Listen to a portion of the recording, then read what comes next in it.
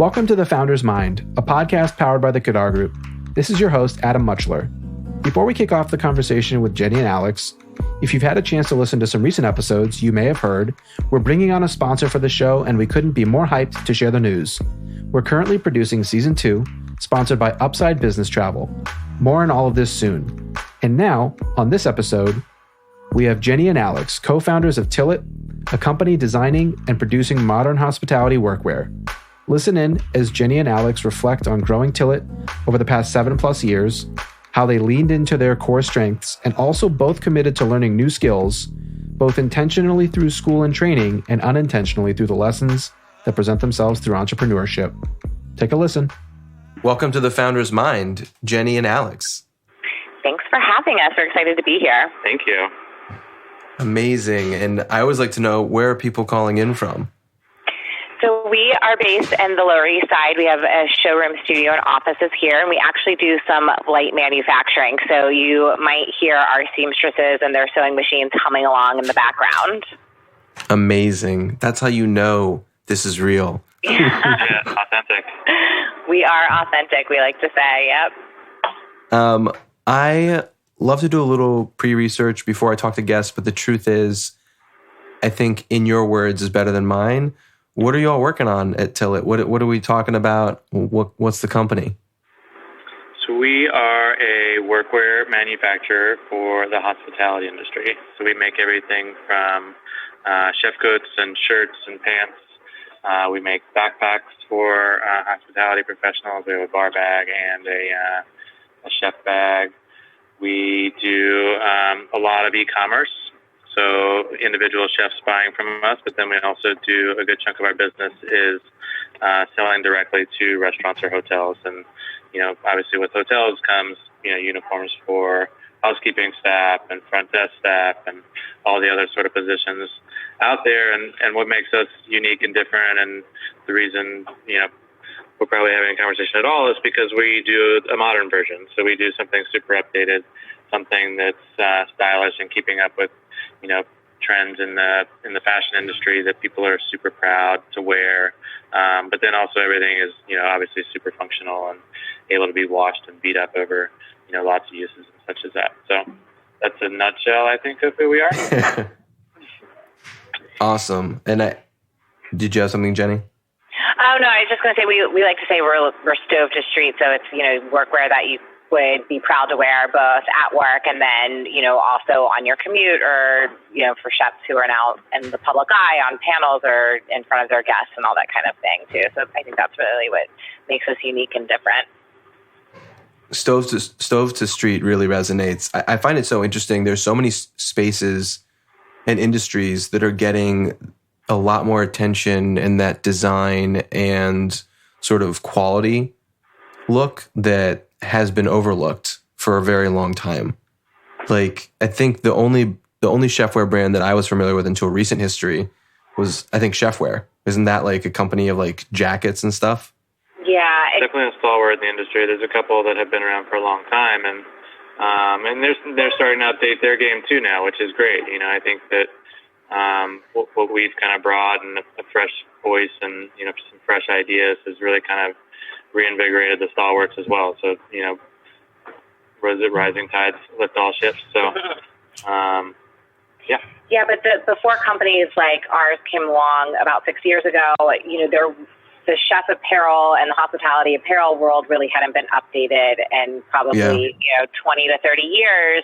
But the way restaurants are being built and the way diners were engaging with the kitchen and the chefs has changed. And so nobody really paid attention to that. Now you go into any restaurant and the kitchen is open and the chef is front facing, whereas that wasn't the case 20 years ago. So that's where we saw the opportunity. And, Alex was the original customer. I mean, he was a chef for 20 years and was in a very guest-facing role towards the end of his chef career, and was like, I don't have any clothes that I really want to be wearing. So that's, I think that's where the opportunity really became apparent to us.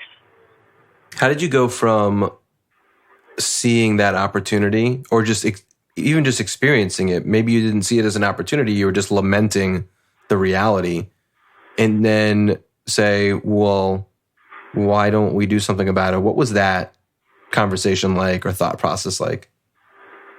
I think it was a slow, kind of a slow, gradual build. We had actually just come off of opening and closing our own restaurant, our own business in a matter of about 6 months. So at the kind of the start of the idea was at the same time that we had just wrapped and shuttered this like career-long dream. We were very much like scared of risk at this point, and in a good way. And I think that loss sort of helped fuel, what we've been able to build here. So basically, we took our time. I balanced, cooking and as a private chef, and then running in between lunch and dinner shifts to go take sewing lessons and sort of like learn and understand what goes into building a garment. Not that I had any intention of, being the guy on the machine for the next 10 years, but I think in anything you do, understanding what it takes to build something. And then from there, I had some friends that were in the fashion industry, and they were extremely helpful and, kind of walked us through getting a pattern maker. A pattern maker introduced us to the manufacturer, one of which we still use today. And, we started super small, a couple of samples. All three of those pieces that we started with was a pair of pants, 2 aprons, and a shirt. They're all still in our line today. They've definitely been improved, and the construction has been improved, and the fabric on a couple of the pieces has been improved for the better. But we started super small. We tested, the line with friends, with colleagues, got their feedback, and just did tweaks from there and grew, with a little bit of pocket cash that we had until where we are here today. Yeah, so we self-funded the business and then always just reinvested everything for the first several years, and were very calculated about how we were growing and what product we were investing in, and started super lean until we basically had proven the concept within a year. So that's really how we got going. How do you define proving a concept? Like, what was that inflection point where you said, okay, this is potentially beyond, or is definitely beyond just a hobby? Yeah, I think the tipping point, was probably about 9 months in, I would say, where... There's several. There's several. When you go back and look at it, there's lots of different spots where you're kind of like, you get a little bit of validation, you get a little bit of like, oh shit, what the hell are you guys doing? Dumbest thing I've ever heard of, like fancy chef clothes, really? Really? Yeah. But those fuel you to make it better, to make it more approachable, to tell the story better, and then to get people on board. And so there was, I think, like in the beginning, it was, just showing people the first couple of samples and have them not like completely laugh at us. And then, you were saying 9 months there was... Yeah, we started to see like businesses requesting for us to start making uniforms for them. And that's where we were like, okay, there's multiple channels of distribution here. People are actually coming to us, seeking out the uniforms. And this is definitely becoming a business. And, it got to the point where it was busy enough that we could leave real jobs and all those kind of things. So I think that was definitely like the first tipping point. And then I think the second tipping point was when we applied for a grant from Chase Bank. And they don't do the program anymore, but it was an awesome program when they did it. And it was called Mission Main Street. And it's really unfortunate. And I think like the year that we were recipients, 30,000 small businesses applied and 20 were recipients, and we were one of the 20. Yeah, so that was the other, I think, real like validation and tipping point of this as a business. And it was also additional capital, like free money that Chase gave to us. We love you, Chase. But yeah, so that really, I think, was the second sort of tipping point. And we always, I think, as we continue to grow our business, we always feel like we have peaks and values and, see new things happening. I think that's always interesting. I mean, the company, at least according to LinkedIn and I think your website, has been around for almost 6 years. If you think about when you first started working on this, right? Yeah. 7 in November. Yeah. 7 in November. That's amazing. Yeah. There are a lot of stats around why you wouldn't make it to this point, just statistically. But what are some of those? We can talk about the peaks. Those are always fun to talk about. What were some of the valleys that you've hit along the way? Because I think that a lot of lessons come out of there? We've had a couple. I'll start with, I think inventory has always been a bit of a, not, we've never had a valley that was like our building burned down. But we've had, knock on wood, where challenges have presented themselves, and inventory has always been a challenge. For a few reasons, we try to keep our styles fresh, and I think that was a differentiator of what our company was versus the stalwarts that you mentioned and some of the ones that Jenny mentioned earlier that had been around for a long time, was that they just weren't updating their clothes. So part of our mission when we set out was to make sure that we updated consistently. Part of that means that you can't buy, thousands and thousands of pieces in bulk and just let them sit there for the next 3 years. And then, inventory is capital intensive. So when you're starting with pocket cash, dumping all of your money into styles that aren't yet proven because, you've only reached a small portion of the market, or they haven't been tested for years inside of kitchens. Those things are really big gambles. And the Chase grant that Jenny mentioned was a big pull out of that valley, was in allowing us to sort of, really beef up some inventory. But I'll let Jenny speak on any other. Yeah, I think that's the biggest one. At that point, right before we were recipients of the grant, we didn't have enough. We had been self-funded from the beginning. So we were at this point where we were selling faster than we could replenish the stock, and we didn't have enough extra capital to really do larger runs and then have the buying power to have a lower cost of goods.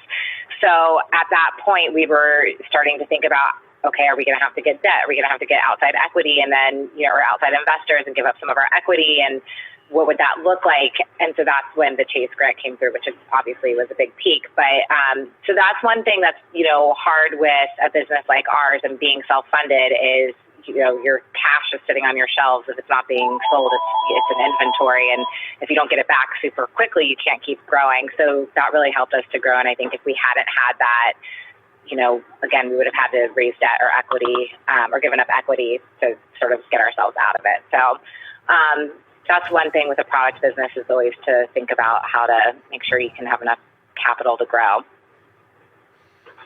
No, that's a great point. And have you, and I don't know if you've announced this or talked about anything like this, but have you raised money? We haven't. No, we're still self-funded. And we've been self-funded, bootstrapped. Yeah, we bootstrapped at the beginning, and, we're lucky to have been, mindfully so. People are like, what was your runway? I get the question from other people, like, what was your burn rate? I'm like, burn rate? We couldn't burn any money. It was like, if we burned money, we'd be closing. So, profitability has always been something that we have to do in order to keep growing. And it's always been something that we really focus on. So we're lucky to be cash flow positive.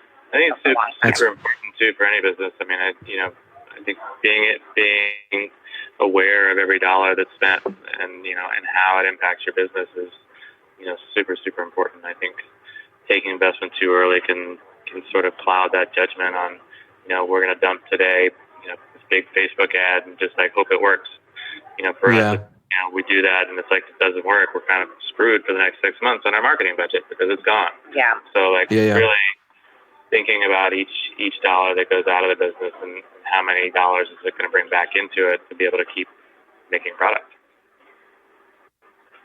I think that's a great point. And I think there's an interesting, I know you're not in like a high growth tech company space, but there's an interesting conversation I think happening with entrepreneurs and small businesses and new businesses and businesses that want to grow around taking venture money or investment money versus finding a path to revenue and really, as you've described, the two of you have described, really pushing, yourself to put every dollar to work in a thoughtful way. Yeah. Sometimes you don't have a choice. We literally had no other option. At this point, and something I do recommend to small businesses that are self-funded and similar to ours is that once you do have cash flow and once you are seeing a return, then go to your bank, develop a relationship with your business banker and get a credit line, because the best time to ask for money is when you don't need it. So now we do have a great credit line with, again, our friends at Chase, but that's another thing. And it's like, we don't dip into it. It's for emergencies or if we have huge POs to fulfill. But that's something else where I think people don't look for that kind of access to debt anymore either, because everybody just talks about investment in the popular press. But it is really an important thing to seek out. Yeah, no, I think that's a great example. And there are a lot of ways to get access to capital. And like you said, there's different vehicles. And because I have the two of you on, and at least from what I'm reading, you are business partners and life partners, correct? We are business and partners, life, podcast co-hosts, parents, the list goes on. Yeah, so what I'm getting is you don't like to spend any time together. Really entwined. We are. I know, it's funny. We actually met working in restaurants about, 16 years ago at this point. And so I say we just don't know it any other way. Like, we just always work together. So just sort of grew to be, that's how it is. We have really different roles within the business. Obviously, our roles overlap a little bit at home. But in the business, Jenny runs the business side and the sales team. And I stay more towards the creative side. And I think it makes a big difference in our business and work relationship. And then obviously, if that's smooth, and you can still chit-chat and have a good time at home. So I think keeping it that we have different strengths, different interests, and even though we work 3 feet away from each other. I'm curious if you have any insights or suggestions. How do you balance that? How do you manage a relationship that sort of transcends a specific domain? I mean, as Alex said, I think we are really mindful about staying in each other's lanes at work and out of each other's. Staying in our own lanes. So sorry, out of each other's lanes, staying in our own lanes at work. And like, obviously we own the business together, and we're always like talking about what's happening. And Alex runs design ideas by me, and I talk to him about what's happening with the sales team. But that being said, we really respect each other's authority and expertise and those lanes. And I think that's really important, is just showing to your partner that you respect their, all their skills and what they bring.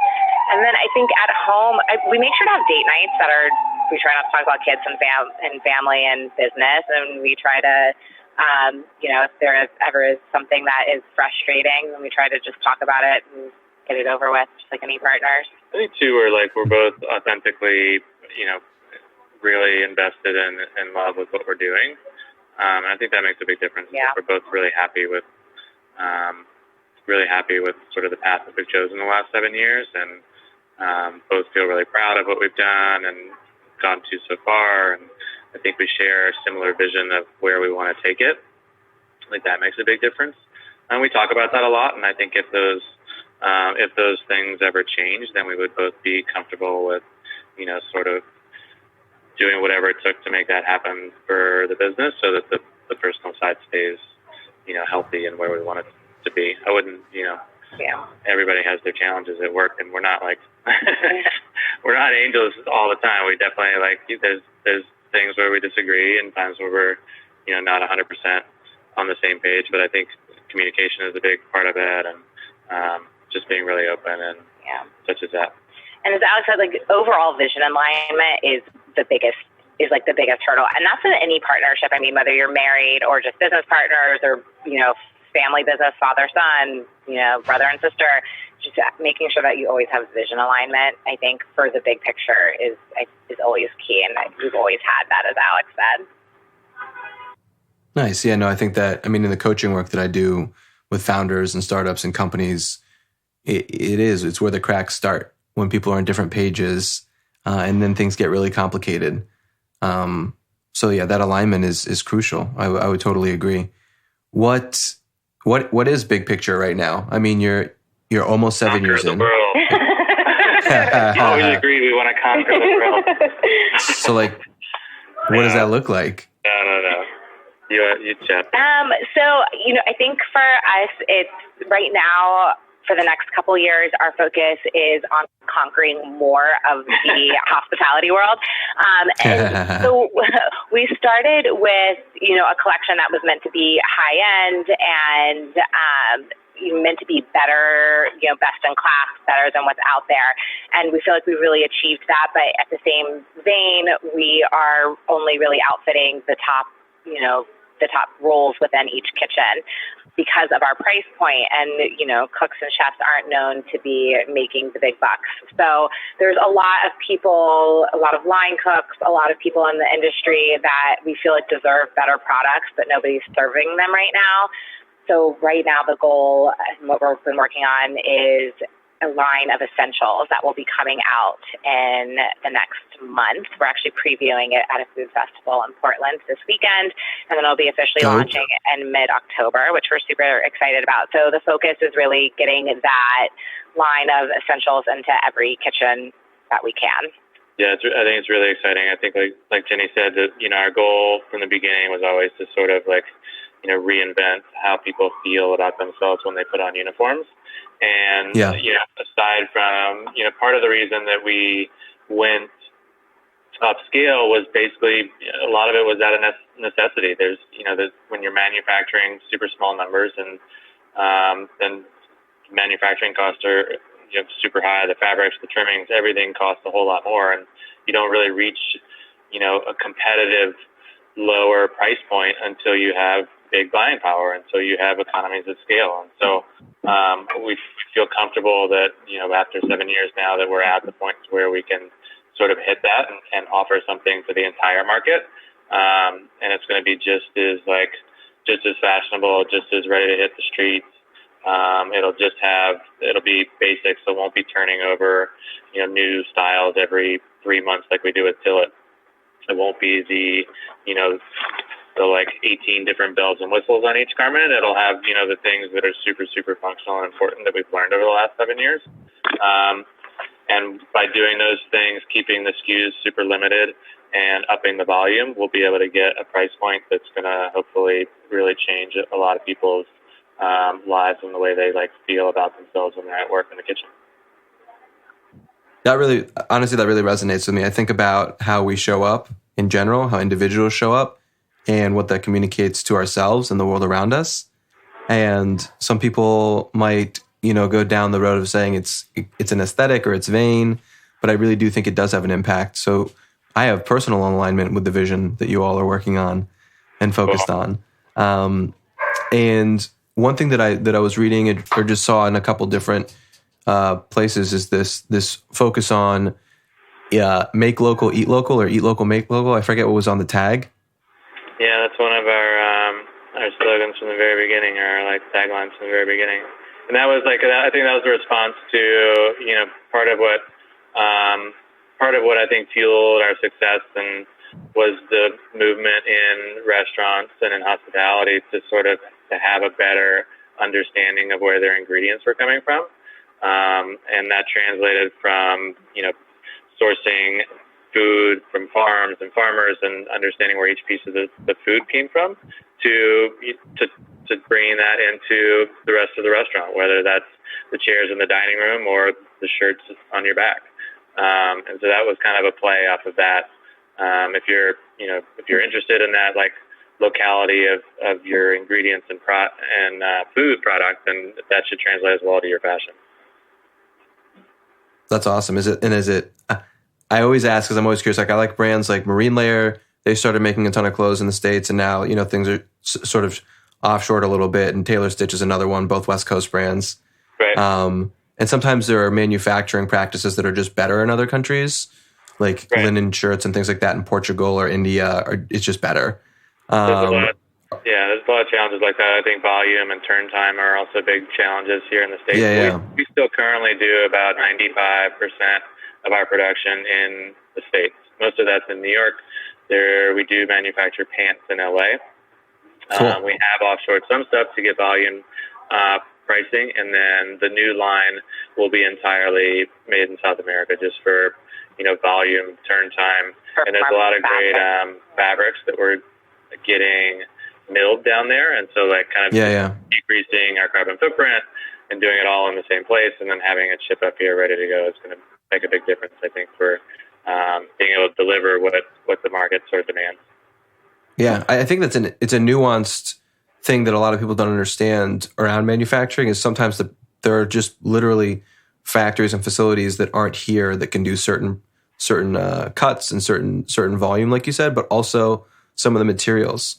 Like when every now and then when I press Patagonia, when I follow up with it's like someone at the sales floor, or when I check in on why they manufacture overseas, there's technical things that we just don't have right now in the United States.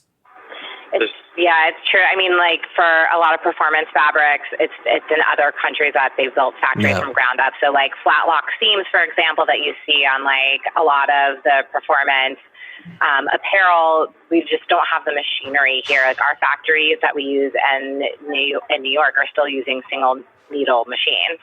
So we haven't really, the technology isn't the same as some of the factories in other places. And as Alex said, like we're getting, for the new line, we're doing a lot of performance fabrics, and we just aren't having mills here. There's very few mills left in the States at all. We had been working with Cone Denim based out of the Carolinas for the first couple of years of our business, and they closed that shop up. There's machinery too that just disappears. So they had a machine that did this really interesting, what we call pin dot fabric, where it's like this looped over detail that goes through the weave, and they weren't going to move that machine to their Mexico factory because it just wasn't worth it. So like there's things like that just they've like literally disappeared. So that fabric is never going to be made. Yeah, we can't put all that on the website. Nobody's going to read it. So people, it's hard to like sort of to get that out there of why there are other reasons to go offshore other than just to like make more money. Right? That's crazy. I mean, that specific example is so wild. Yeah. And I also think it just, even in this conversation and thinking about your business and what you all are experiencing in the 7 years is also just witnessing these shifts in real time on the ground floor. And we've seen shifts in the capacity in Midtown in general, because we manufacture in the garment district, which has been the center of manufacturing in the Northeast for a very long time. And the manufacturer that we currently work with, had 3 floors in the building when we first started with him, and then he's being pushed out slowly. So his capacity for production has dramatically shifted, where he used to be able to service, 10 different brands. He basically now focuses on us and 2 other brands full time because they just don't have capacity. So it's been an interesting shift just in the 7 years of seeing, like the talent in manufacturing in general is leaving, and then the challenge too is the craftspeople that are doing it. You don't see a whole a bevy of seamstresses in their 20s learning the craft. Like no one wants to do this stuff anymore. So it's like finding the people to do it, or the manufacturers, finding the team to keep moving. And there are a lot of challenges. I mean, it's certainly we're not people that sit on those excuses. We're always trying to find ways to do it here and to do it close. And a lot of it has been amazing for us in growing and kind of like taking the sewing lessons in the beginning, being within proximity to like actually see how things are getting done, and working with the people and being a few blocks away when something goes wrong to see if there's a way that we can fix these buttons. Like you can't do that when it's a 16-hour flight and it's going to take you a week to get there. Yeah, I mean, you could, but it would require a completely different business. Yeah, correct. For sure. Yeah. What and a lot more money. But you just brought something up again, Alex, that I find interesting, and it kind of ties back to the beginning of your story, that you started taking sewing lessons and you started teaching yourself, some design elements in the very beginning. A lot of people that I talk to, a lot of founders, they're looking for someone that already has a set of skills, like a co-founder. Right. What was the thought process behind, I'm going to learn these things, even if I'm starting from, I don't know if you started from zero, but it sounded maybe like you started from zero. I started from zero, I think. Definitely started from zero. He can hem a pair of pants quite nicely and efficiently. I made some aprons in the beginning for some custom projects. I regretted it shortly after I started, but I think I think I had I had a passion to do it, and it didn't really occur to me, I think, in the beginning to find a designer and hire that person. For one, I didn't have any money to pay that person. Yeah. And so it wasn't an option in that sense. And even as we've grown, as we've grown, we've obviously hired great people to work with us. And, we have a production manager that's in-house that, has a trained degree from FIT. And so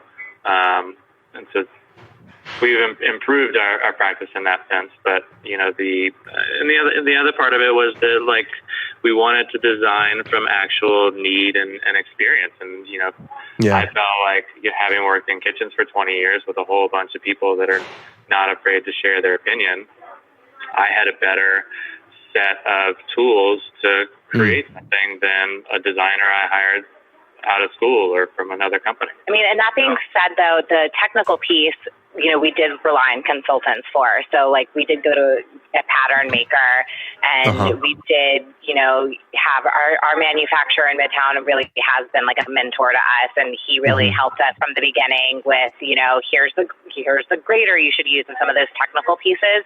So I think that's something else that we talk about a lot of time is focus on the pieces that we're good at. So we're good at the design, we're good at talking to our customer, and we know those things, and the other things it's okay to ask other people and seek outside help or consultants or different things for. That's a really great point. Finding that network, finding the people that are better than you at certain things, because it's a reality. Exactly. LinkedIn doesn't always tell a complete story, but Jenny, in looking at your LinkedIn, it looks like you had a job and you were getting an MBA and you started Tilit. No, that's the complete story. Okay, I just wanted to double check. That's accurate. Yeah. No, Okay. I definitely I was very busy.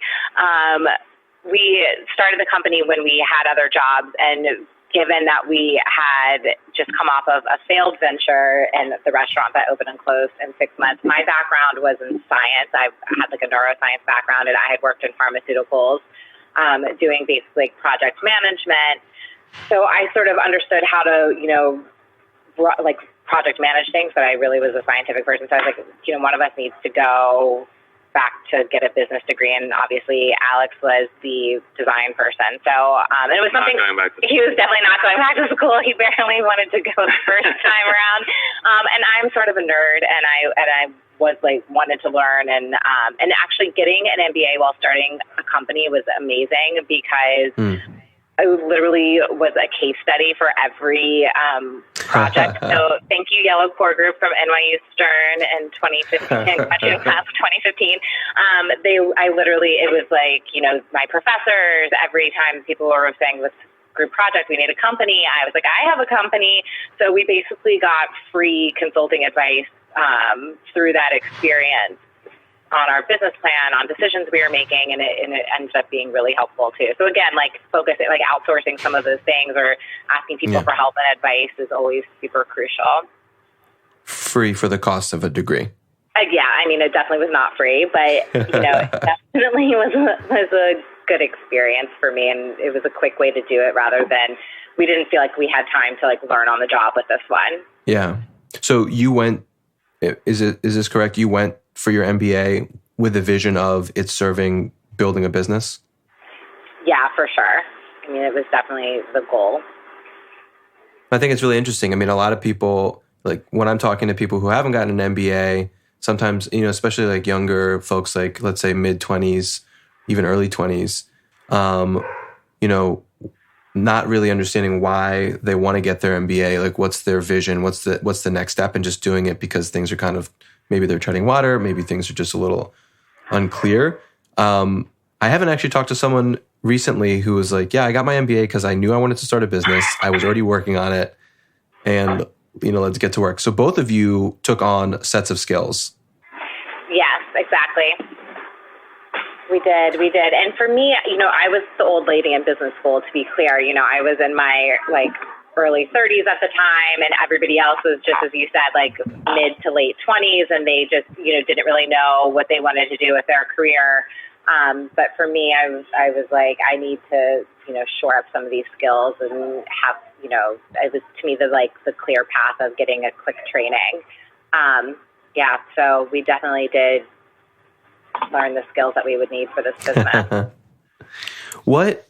Just looking back, and I'm sure there's more than one thing, but what do you know now that you wish you had known earlier on?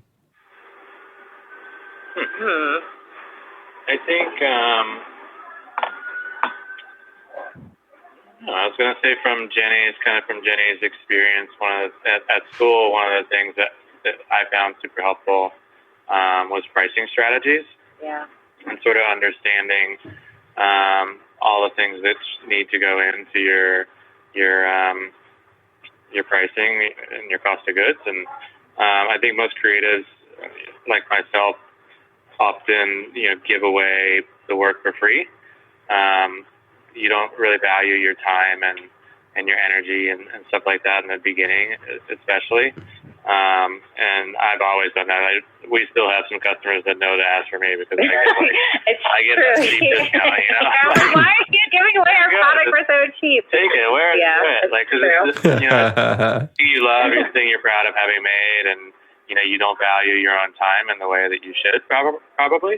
I don't know if that's the best answer for that question, but just something that I felt like came out of school and also could have used in the first year. I probably gave a lot of shit away that first year. You did. Yeah, he definitely did. I was like, no more talking to the customers and quoting prices. I was like, I'm taking that.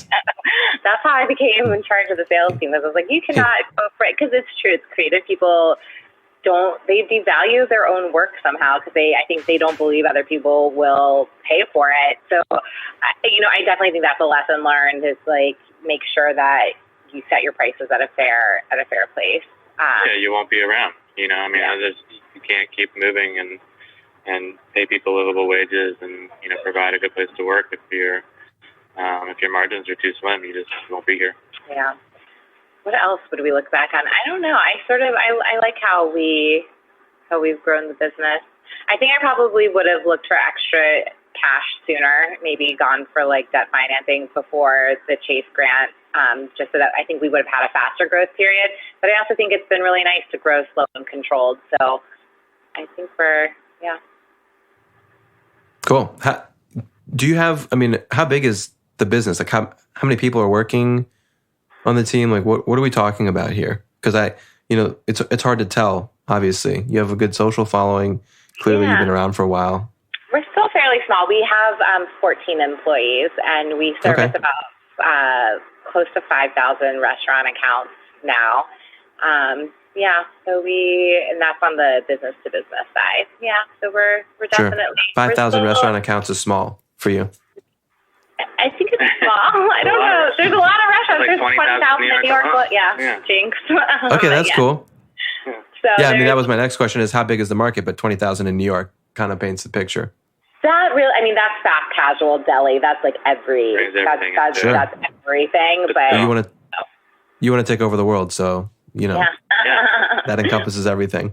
One kitchen at a time. Building a business, growing a family, literally. Do you all take time to read books? Are there any sort of resources that you find helpful beyond teaching yourself how to sew and make patterns and going to an MBA while growing a business? Are there things that you pick up along the way? I love podcasts. I listen to a lot of podcasts. I am, a huge fan of How I Built This and all those kind of things. Yeah, I think through, as Jenny mentioned, we have our own that's called Opening Soon that's on Heritage Radio Network. We'll shout out there.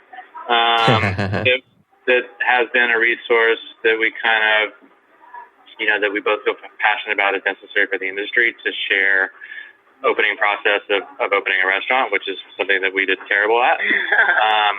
And I think through creating that and doing it and sitting in a room with somebody very talented and, with a lot of experience once a week has also been a resource for us. And Just yesterday, we were chatting with Camilla Marcus from Westbourne in New York, and she was talking about, she referenced Shoe Dog several times, which is now at the top of my list. And I probably haven't been able to read a book in the last 4 years, so I'm ambitiously saying that will start at some point.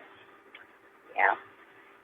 Nice. I have a lot of books. I've got a wonderfully curated bookshelf, but I don't get into many of them, so I can understand that. Yeah.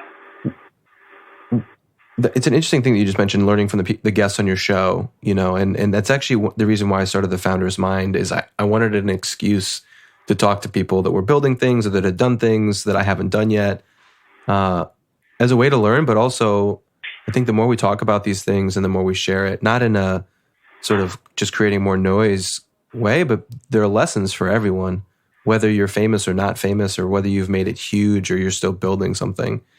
So I think that's an interesting, I agree, Alex, with you on that. I learn a lot, even if I didn't publish an episode. Yeah, no, for sure. There's, and it was funny because Alex said on the show yesterday with Camilla, and we asked her, what's the greatest business resource? And she said other people. And I thought that was so poignant. And I was like, yes, that's so true. Other people. And I think you don't delve into your network enough or just bounce ideas. So I always think any discussion. Not even your network. I think to go outside your network and we talked about as well about how willing people are to share their story, whether it's good or bad. I think, but somebody's not going to just walk up to you and tell you their story. You have to ask. Ask them. And in most cases, when you do find them and ask them, whether it's on LinkedIn or on Instagram DM, that they're going to want to chat with you and give you some advice or give you some things to not do, follow their footsteps.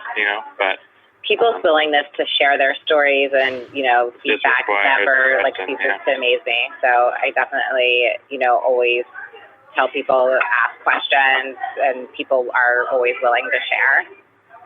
Yeah. Do you have an example of anyone that either of you have reached out to that are outside your network and how that worked out? We reached out to, I guess for our, a few. I'm trying to think what's the best one. So we're excited. We've reached out to Sean Brock, who is a super well-known chef, who I have definitely admired, from the time that I was cooking until now. And we reached out to him to see if he would chat with us about wellness in one of our shows coming up next month, and he happily obliged. And so while I don't have the knowledge that he will drop on us yet, we do. I feel like we were very, comfortably surprised that he was willing to come and chat with us. And so yeah. Yeah, and then from a financing aspect too, we've been approached from time to time by other, firms and companies who've been interested in maybe partnering with us, and really not knowing the direction to go there because that's all a new realm to us. And we've, just from talking to some friends, they've been like, oh, I know somebody who does a lot of investing in the hospitality space. You should just bounce ideas off of them. And so we've been fortunate to be connected to people like that, where we're like, hey, do you think this would be a good deal for us, or should we wait? And it's always interesting. It's like people are willing to give you half an hour of your time, even if you have a third party friend connection to them. Yeah. I think that's such an interesting area to focus on for entrepreneurs or founders or just in life.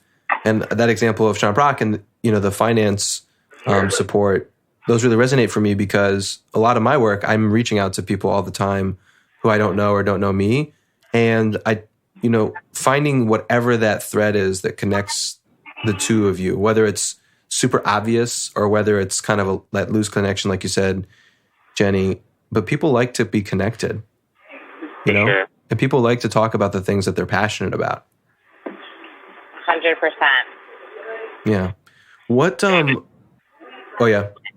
I was just going to say, I think too that those people, no matter how, how successful you perceive them, or regardless of how far you've gotten in your own career. I think that part of the reason that they're there is because they also know that they can garner information from people like you. So I think, sharing, they're as willing to meet and share with you because I think that they know that they can garner some good information and good connection from you as well.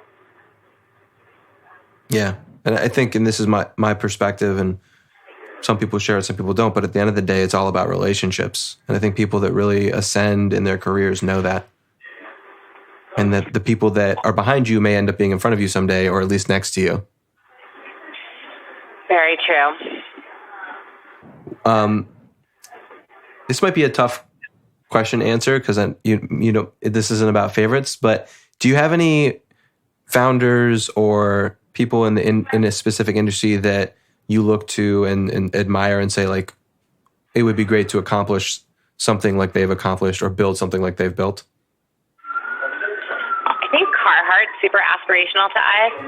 They've always been, because it's obviously was a workwear brand, started for construction, and now is from a brand perspective. Yeah, from a brand perspective, not from like a person perspective.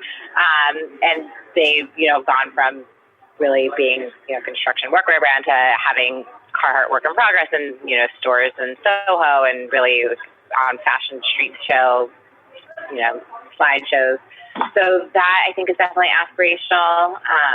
Is there any specific founder I'll let you look to? I mean, that's a tough question. It is a tough one. I think Danny Myers from Union Square Hospitality Group, I think, has always been aspirational to us too. He is just the way that they instill hospitality in every part of their business is really clear when you work with them, and I think that's a really great way to run a business is just like be a nice person and make sure all of your employees are nice people.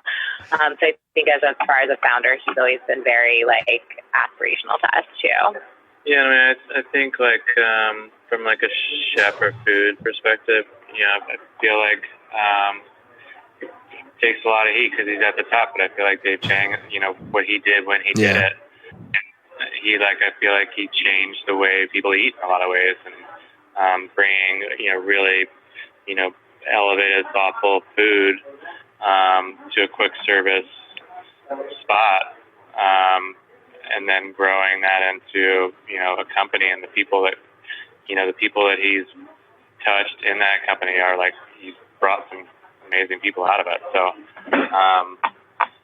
I think that's an interesting one to go from, from my perspective, to go from like a cook or a chef that at that time, 20 years ago, following in this idea that, you go in a certain direction and then taking it in a completely different direction by himself, I think is pretty impressive.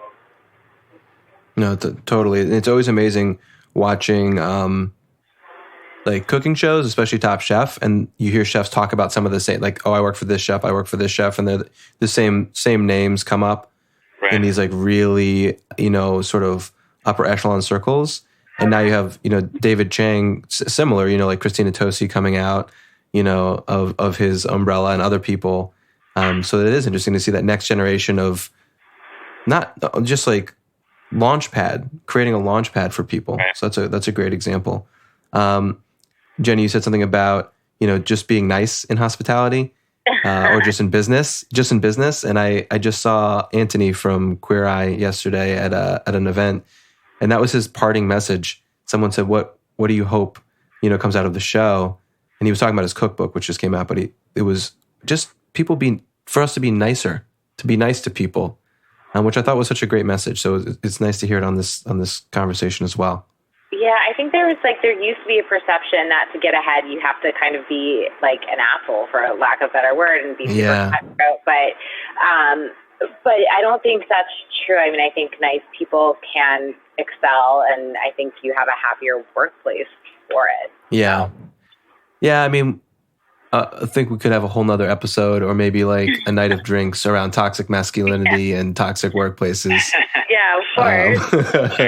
I'll be up in New York end of October, so I'm going to come by the store for sure. Yeah, and maybe we can rap about it then. Would love that. We're coming up to the top of the hour, and I don't want to overstay my welcome, but I'd love to hear from you two. What's the best way for people to follow along or check in with what you're working on? How do you want people to engage? If you could just share that, that would be great. Yeah, you can find us at Tilit NYC on Instagram. We are super responsive to direct message, and our podcast about the hospitality industry and opening restaurants is called Opening Soon. You can get it on anywhere there's podcasts, or follow along at We Are Opening Soon on Instagram as well. You can also call us or email us.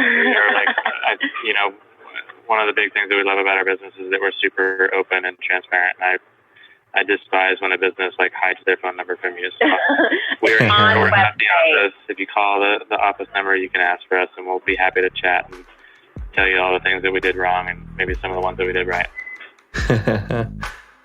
Jenny and Alex, thank you so much for being on the show. Thank you for having us. This was so fun. Thank you for listening to this episode of The Founder's Mind. Check back soon for Season 2, sponsored by Upside Business Travel. Learn more about Upside at upside.com. If you like what you're hearing, we'd love your support. Sign up to be a funder of The Founder's Mind. To support the show, you can go to the show notes or head to thefoundersmind.com and click the link Funder.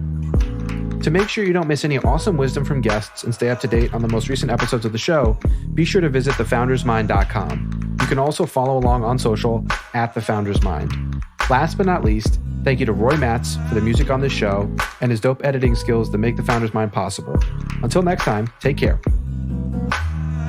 In the world, going through all of this insanity and try to bring new ideas, make them a reality. Illuminate in the thoughts, make it a priority to implement what you learn. What you get is what you be. In a world full of noise, hard to find that clarity to try to lead subtly, never full of vanity, and try to change something small or try to change humanity. Power forward through the dark, Founder's Mind is what you see.